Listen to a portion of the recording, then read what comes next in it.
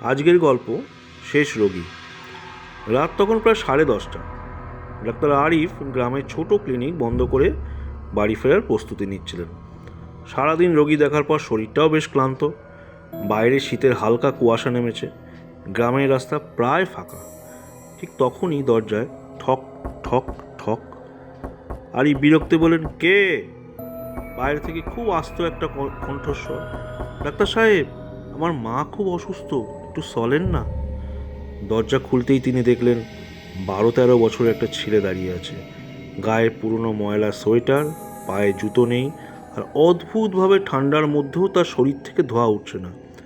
আরিফ জিজ্ঞাসা করলেন, এত রাতে? কোথায় বাড়ি তোমাদের? ছেলেটা আঙুল তুলে গ্রামের শেষ মাথার দিকে অন্ধকার বাসঝাড় দেখালো। ওদিকে সবাই যেতে চায় না, কিন্তু মা মরতে বসেছে।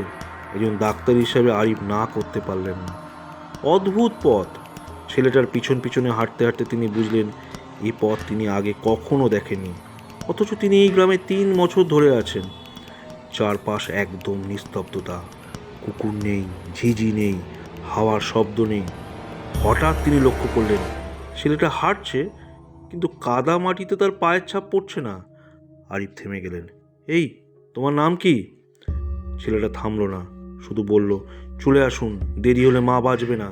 চলে আসুন, দেরি হলে মা বাঁচবে না। কথাটা দুবার বলল। বাড়িটা বাঁশঝাড়ের ভিতরে একটা পুরনো ভাঙা কাছে বাড়ি। দরজাটা আধখোলা।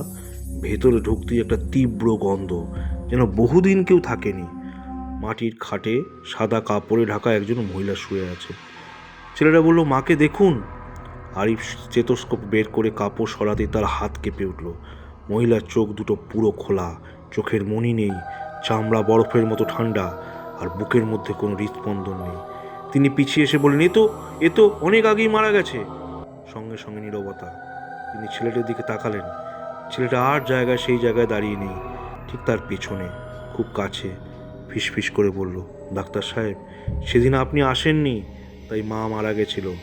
আরিফের মনে পড়ল 2 মাস আগে এই দিক দিয়ে একজন ছেলে ডাকতে এসেছিল।